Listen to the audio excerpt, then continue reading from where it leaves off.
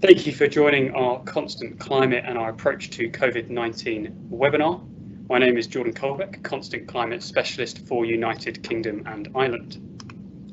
And today we're here to discuss on our Constant Climate product in addition to providing an overview of our approach to COVID-19. We're also joined by our guest speaker from Envirotainer, Andy Holloway, who will provide a presentation on how they can help you face the challenges of a global pandemic. There'll be time at the end for questions and answers, so please feel free to drop any questions you may have into the questions and answers box, and we'll do our best to discuss these at the end of the presentation. So to begin, who are IAG Cargo? There's some brands on this screen that you may recognise. I'll start off with Iberia, the biggest carrier ex-Madrid into Latin America with a fleet of over 70 aircraft. British Airways with a fleet of over 250 aircraft, servicing 212 international and 13 domestic destinations. Aer Lingus with a fleet of over 50 aircraft operating over 100 routes, providing great transatlantic connectivity into the US. And finally, our Vueling and Level, our international and European low-cost carriers. Essentially, IAG is the culmination of these 5 brands to which we serve 350 destinations worldwide, 107 of which are constant climate stations. So a little look at who we are. We have our 3 global hubs: London Heathrow, where British Airways are based, Madrid, where Iberia are based, and Dublin, where Aer Lingus is based. We are a global top 10 air cargo carrier. We have one of the world's largest wide-body fleets. We serve over 350 destinations worldwide. And we believe that since the birth of the product, the involvement of industry expertise from both a pharmaceutical and aviation background has allowed us to create a truly industry-leading product. So in terms of the focus of our Constant Climate product, our Constant Climate product is dedicated to the transportation of pharma and life science products. We noticed a need for a product that could accommodate the temperature control requirements, focus and attention these shipments require. We also noticed demographic changes, people living longer, for example, and developing rheumatoid arthritis, benefiting through treatments such as Abbott's Humira drug. 422 million people are living in the world with diabetes, benefiting from Sanofi's Lantus drug. And finally, a growth in infectious diseases, namely tuberculosis, of which Janssen's Remicade is a key treatment for this. This slide gives you an overview of some of the primary shippers that have used the IAG Cargo Constant Climate service. There'll be some that you'll recognise on this slide, such as Pfizer, GSK, AstraZeneca, and some others that are potentially a little more unfamiliar. Onto our strategy and focus, we have infrastructure investment at our 3 IAG Cargo global hubs: Dublin, London Heathrow and Madrid, all good distribution practice GDP certified, with Dublin and Madrid only having recently been recertified. We demonstrate continuous investment in our people. We have a training team that travel globally, educating our IAG staff and our GHAs in the GDP way of handling pharmaceuticals. We have a focus on product development. We fully appreciate we're not the only airline out there with a pharmaceutical product, and it's key that we're therefore pivoting appropriately to our customers' needs. And most importantly on this slide, above all else, is that quality is at the heart of the product. Ensuring that we're delivering a pure, potent and stable medicine to the end user is integral to the daily operation. Now, an overview of some of the global hubs that I've touched upon. So I'll start off with London Heathrow Premier. Opened in 2013, it's our 2 to 8 and 15 to 25 temperature control facility in London Heathrow. It's GDP certified. We were the first air cargo carrier in London Heathrow to be WDA licensed. Now moving on to our Dublin facility. Our Dublin facility is our 2 to 8 and 15 to 25 temperature control facility in Ireland. It's GDP certified under the Irish Exporters Association GDP Passport Programme. And as mentioned before, with the strong connectivity we benefit from Aer Lingus, it's an incredibly valuable hub for us. Despite the Dublin facility being our smallest in terms of volumes and size, the Irish market globally for IAG Cargo is an incredibly significant one. Moving on to our Madrid hub. We move 250,000 tonnes of cargo per year out of Madrid. It's a great gateway for us into Latin America, and particularly with the growing need for lifestyle-related drugs, this gateway is invaluable. We have an LHR to Madrid air bridge, accommodating good connectivity to the 700 flights per week out of Madrid. Now this slide gives you an idea as to what our Constant Climate Centre in Madrid looks like on the inside. You see 15 to 25, 584 metres squared, and 285 metres squared for 2 to 8 degrees. You'll notice we have a controlled build and break zone, so we can build and break shipments in a temperature controlled environment. The middle photo features that of a slave pallet. That's the apparatus we use to move cargo in and around the facility. And the third photo is that of the active unit plug-in point, illustrating just how competent we are at being able to move active units around Madrid. Now, this slide is average of the ambient temperatures you can expect to see in Madrid on an annual basis. Highs of 33 degrees in July and lows of 1 degree in January. Now, I fully appreciate that January 2021 has delivered us some incredibly low extremes with snow and blizzard and what have you. It's therefore integral to the operation to have a temperature-controlled ramp transfer. Fortunately enough, in Madrid, we're able to cater for a temperature-controlled ramp transfer. You'll notice on this slide at the bottom left of the screen, one of our specialist trucks at airside loading. These are dedicated to the constant climate shipments. Freight is collected from our facility after having had the trucks preconditioned. This process takes about 5 minutes. They're then delivered to aircraft side. The shipments remain inside the specialist truck until ready to be loaded onto aircraft for onward journey.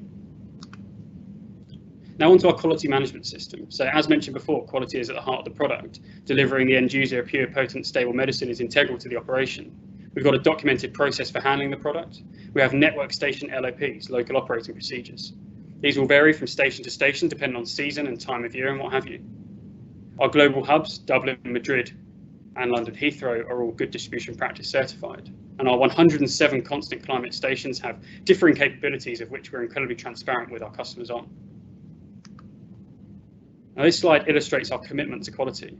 We followed a GDP route. This ensures we're providing a strong and regulatory compliant service. We firmly believe that the more airlines that follow this route will increase the visibility and strength of the supply chain.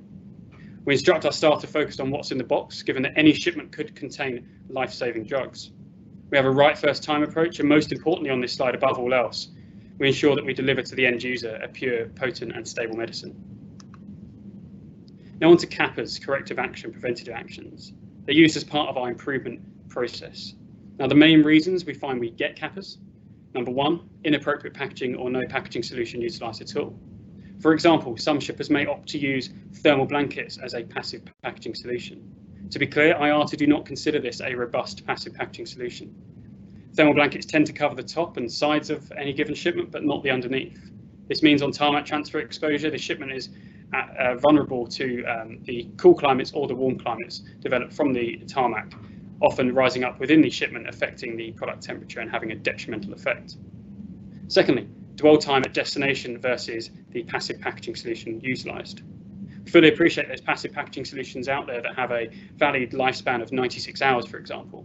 But there's also destinations where customers tend to look after shipments for slightly longer than these lifespans. In this instance, it's worth bearing in mind the destination you're sending your shipment to, in addition to the lifespan of the passive packaging solution utilised, or perhaps utilise an active solution instead. Finally, tarmac transfer exposure. Whilst we've mitigated against this risk in Madrid through our specialist temperature controlled trucks, the same can't be said for every destination, and this is a rarity in Europe as well. Now, the video I'm about to show you on the next slide is a shipper who's utilised the IAG Cargo Constant Climate service in reference to quality.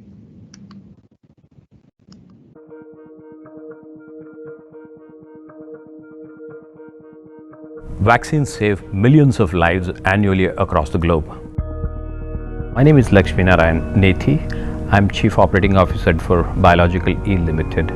Vaccine R&D is a complex, long-drawn process. It takes anywhere between 5 to 8 years from concept to commercialization. We have close to about 2,000 people working in the vaccine division of Biological E. You have almost every faculty of academics that contribute to making this vaccine. We produce close to about 2 million vaccines in a day.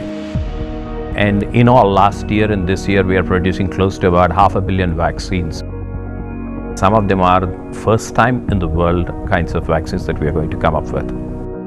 It's one of those biological entities require stringent temperature conditions to be kept even till the time that it reaches our end customers. Vaccines are stable between 2 to 8 degrees. They do not tolerate any temperature excursions both on the positive side nor on the freezing side. Having a trusted supply chain partner is ever so crucial. IAG Cargo has been an extremely reliable partner, 2 billion doses of delivery across 90 odd different countries where there has been no failures whatsoever. The mission of this company is to improve the health and survival of people.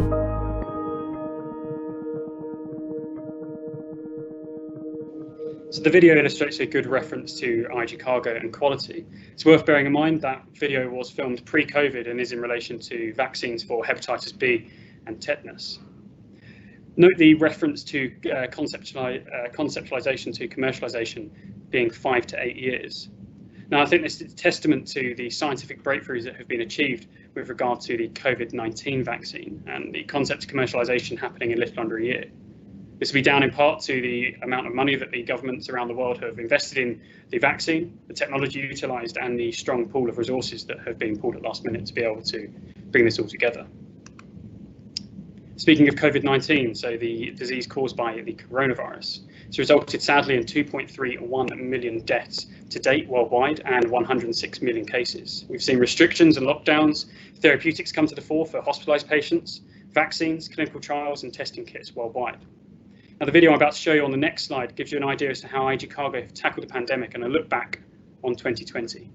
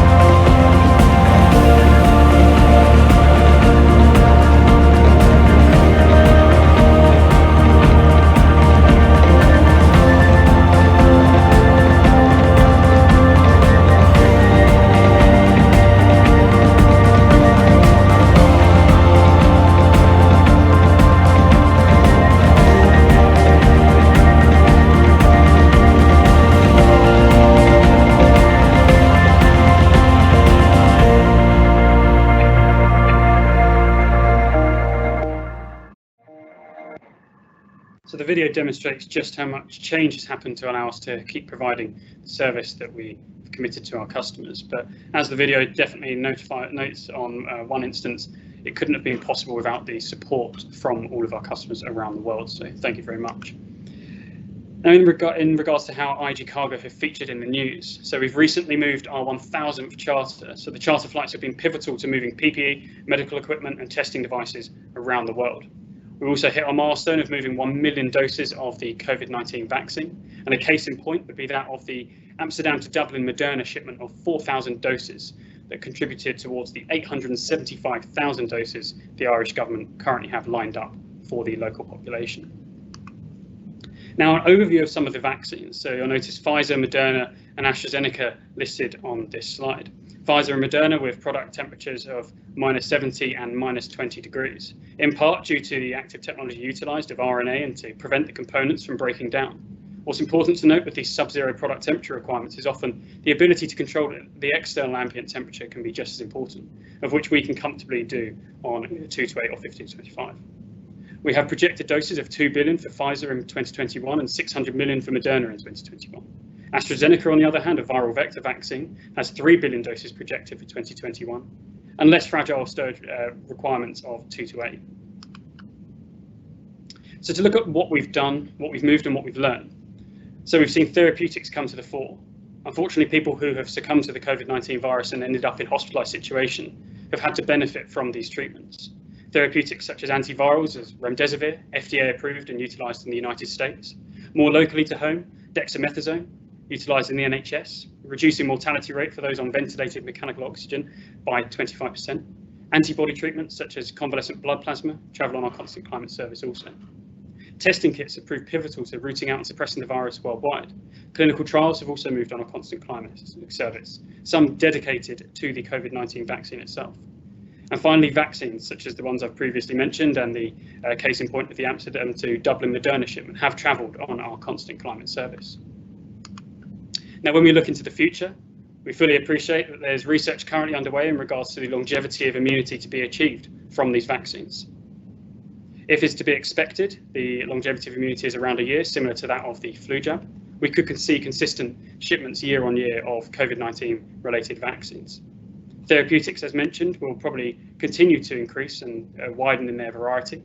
We've noticed remdesivir and dexamethasone and antibody treatments such as convalescent blood plasma taking a hold, but we're hoping to get more over the line and we'll hope to also move these on our constant climate service. Testing kits will prove pivotal to a way out of the virus. Future vaccines as well, to name a few, Novavax, Janssen, Sanofi and GSK. Whilst we've been fortunate enough to be able to move some of the shipments that have already had nationwide approval, we hope to be able to continue to help in the fight against COVID-19 by moving these ones also, amongst others also. And finally, thank you very much for your time. I'm now going to pass on to Andy Holloway, who will take you away with how Envirotainer can help you with the challenges of fighting a pandemic. Brilliant, thank you, Jordan. Thanks very much for that. As per the introduction, I'm Andy Holloway from Envirotainer. I'm the Strategic Account Manager for the UK and Ireland. My colleague, who is also on the line and will interject at times today, is Pascal Leuenburger. It's based in Switzerland, and he's the Global Key Account Manager for our airlines and looks after IAG globally. We're just going to talk to you today a little bit around how we can help you guys, the forwarders and airlines, to face the challenges of the global pandemic facing us, but also how that can affect your normal everyday cold chain business and what we've got in place, what assumptions we've made around vaccine volumes and around the forecasted volumes for our ongoing and normal business, and what sort of peace of mind and assurances we can give you based on the assumptions we made and what we've got in place and what we've put in place over the last 6 to 12 months and the previous 25 to 30 years before that as well.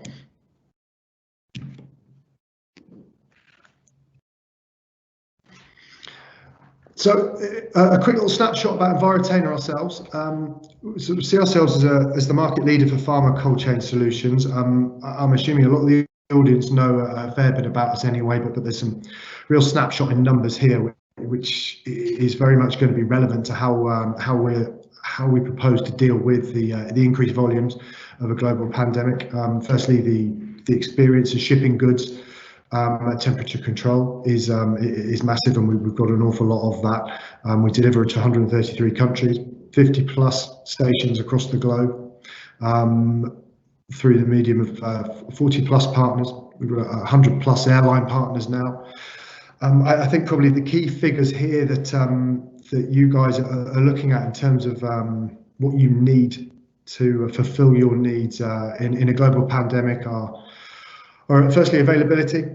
So our on time in full orders year to date, well, actually that was last year as a total in 2020, and we're still at that point year to date this year.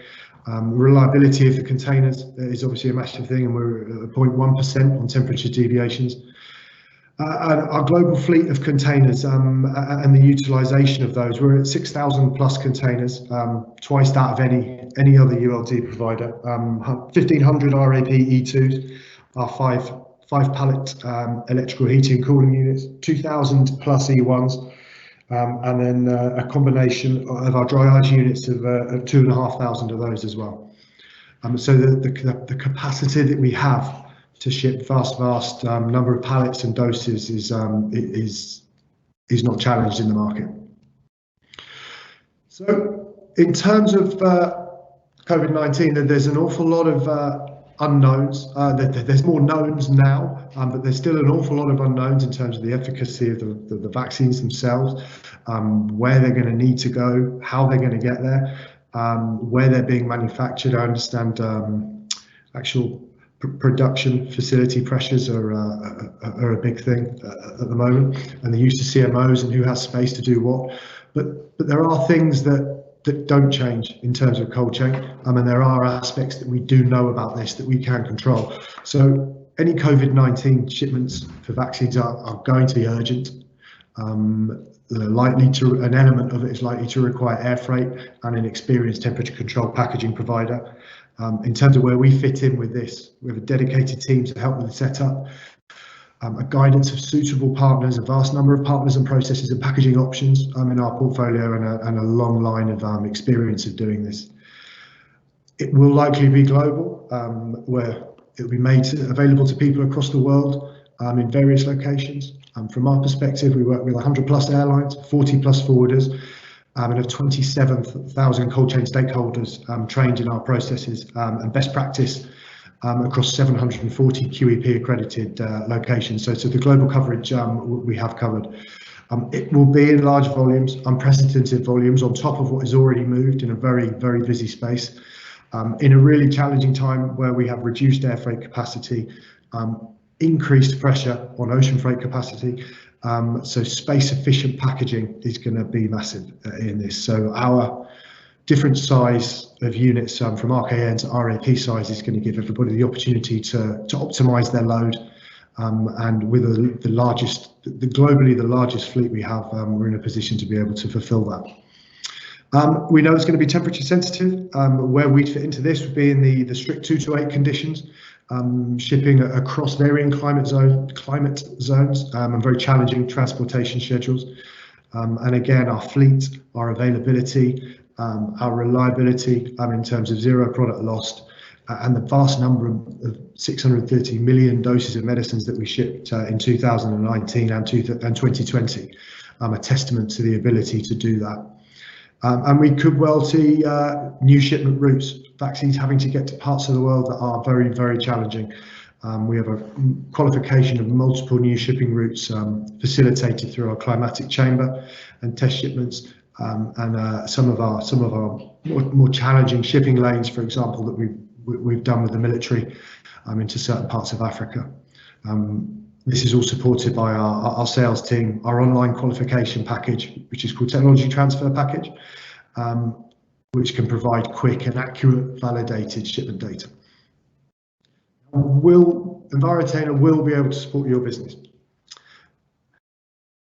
With what we've outlined on that last slide in terms of our capabilities, we will be able to support our customers' existing current business, and we will be able to support upcoming COVID-19 shipments also. Now, I have a slide shortly after this that will give you a rationale of the assumptions that we've made based on interviews with various vaccine manufacturers and pharmaceutical companies in terms of trying to predict how many vaccines are going to be produced globally over the next 12 months, and how that matches up with what we've already got in our system for forecasted business for 2021, and also in line with what our capacity is to be able to carry on top of that. We have financial and production capacity to quickly build additional containers to meet increasing demands on top of that. So from our perspective, this is probably, from a commercial and logistical perspective, personally, this is probably the most important point for me is early engagement in order to tap into the available capacity. So we know there's reduced air capacity, but with early engagement, as accurate as possible, forecasting, early engagement to enable validation and qualification of new lanes and new products, we're able then to coordinate with all the partners involved, the forwarder, the airline, the shipper, and ourselves, to ensure that we're ready and we have the right units in the right place at the right time, to make use of our vast fleet, making sure it's in the correct one of our 50 stations at the right time it's needed. Now, I'm going to hand over to my colleague Pascal just to discuss this next point around customized solutions for high volume COVID-19 trade lanes. So Pascal, if I can hand over to you. Sure, thanks Andy. Yeah, when it comes to customized solution, we expect new trade lanes, especially new release points, which are outside of our network. A good example is the Sputnik 5 or Sputnik V out of Moscow, which is not covered in our network yet. And so we, in order to prepare for this one, we are preparing so-called pop-up station with a dedicated fleet, and that's mainly in collaboration with our airline partners to make sure the containers are available in such station. So that's the main thing about being flexible when it comes to our network. Perfect. Thanks, Pascal. I'd just like to add, in addition to that collaboration hugely enables us to increase the utilization of our fleet. It's all very well having a varied and large fleet, but without the help of the airlines in terms of repositioning, the maximizing of the utilization of those containers is limited. In addition to that, our flexible leasing, whereby we're now in a position, having invested in our fleet and our network, to be able to offer a hugely increased number of one-way leasing options, flexible length of leasing options depending on how challenging your transportation schedule is and your route for these vaccines and your current existing business. Just to give you a little bit of background around some of the assumptions made, so just through various interviews and information gathered from vaccine manufacturers and other pharmaceutical companies, these are some of the assumptions made and where we've come to the conclusion that we're in a position to be able to facilitate and support vast numbers of vaccines being shipped, in addition to protecting and looking after our current loyal customers with ongoing business. So this is based on the first initial vaccine being launched back in November 2020, and this is based on half of the population of the world, global population, receiving 2 doses per person. So we're looking at half of the 7.8 billion people in the world. Now, 70% of these vaccines are being shipped at 2 to 8, and we're basing this on the assumption that 30% of this is going to be distributed by air. So the total number of doses based on these distributions, on these assumptions, from November 2020 to November 2021 by air would be just over 1.6 billion doses.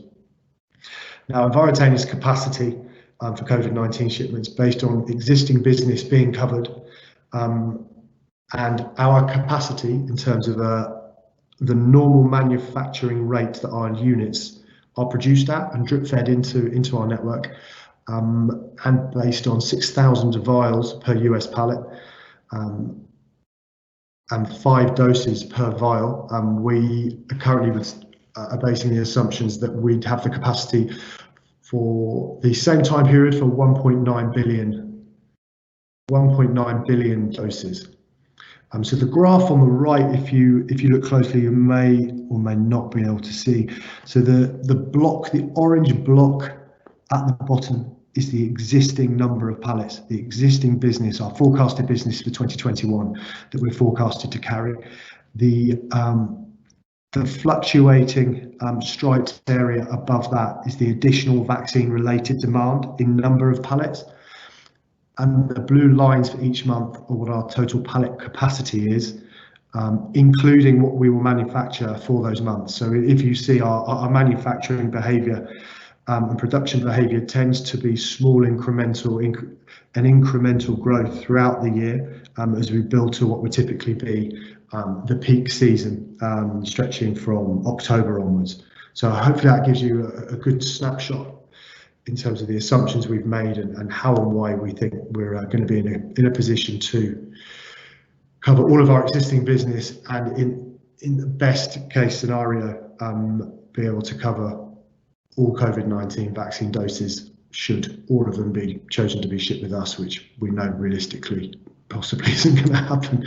But if they were, we're in a position to be able to do it. Now, in terms of our fleet type and the variety of unit types we have, obviously we know that at the moment, with flight capacity being at a premium, the utilization of space within the aircraft is so important. So this slide's a really good illustration here of how to maximize your and optimize your load in terms of boxes and units on pallets and then into ULDs. So just the table at the bottom just gives you an idea that for €5 pallets, we'd be looking at 432 boxes / units, based on the box size on that small box just to the left, and would take up, and it, as you can see on the right, you've got 14% less chargeable less chargeable weight if you put that amount of product into an RAPE2. So you've got the comparison there from RAPE2 to a passive half PMC, and then below at the bottom a 1 PCM. The illustration at the top gives you a really good indication as to how many pallets you can get into the aircraft. So the right solution can help you fit 35% more products on the plane, which is more important now than ever, with the capacity being very stressed.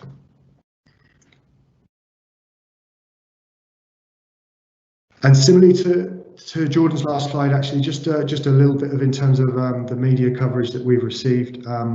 So far we've moved approximately 25 million doses of vaccines so far. The most recent of which was for Sinopharm out of Beijing, actually.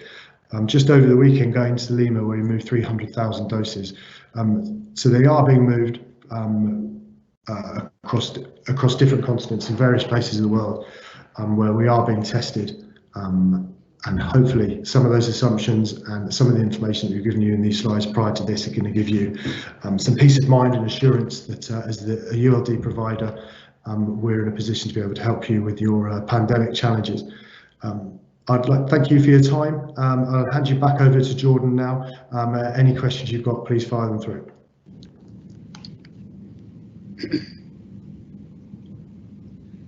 Thanks very much, Andy, for that presentation and incredibly interesting insight. So as promised, we'll go over the questions that have been asked throughout the presentation, so I'll just scroll through them. The first one being temperature-controlled trucks in Madrid. Is this standard offering, or does it come as an extra, and how many trucks are available, please? So I'm pleased to confirm that our temperature-controlled trucks in Madrid are a standard. They are at no additional cost, totaling in number of 8 temperature-controlled trucks.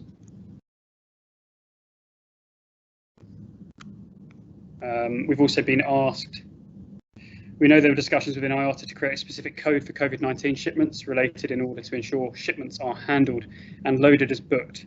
No agreement was found. Do you as IAG SEH for COVID, please?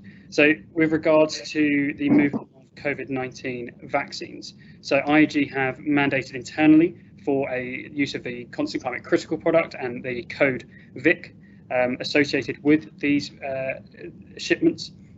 That's a special handling code that we'll be utilising. We also have enhanced visibility 24/7 through our Constant Climate Critical product, and we've moved 1 million doses so far on that product. So we've also been asked about controlled drugs as well. Just bear with me. So what are Constant Climate's plans to be able to offer a temperature controlled service for Constant Climate drugs / precursors? So as I mentioned earlier on in the presentation, we have a focus on product development. So we're constantly looking at ways that we can expand our portfolio. The movement of Constant Climate drugs in a temperature controlled but secure manner was part of that effort. We were working on a Constant Climate Protect product. We had Home Office licensed approval for the storage and handling of controlled drugs. Unfortunately, the launch of the product was during COVID when that hit, so it was delayed. It's something that we're definitely going to relook at And if you've got any questions specifically to the movement of controlled drugs and APIs, please give one of your Constant Climate specialists a shout, and they'll be happy to help. And Andy, I'm just going to pass back on to yourself. Will Envirotainer help with the distribution of vaccines in African countries such as Sierra Leone, Congo, Liberia, and are active containers available to these destinations?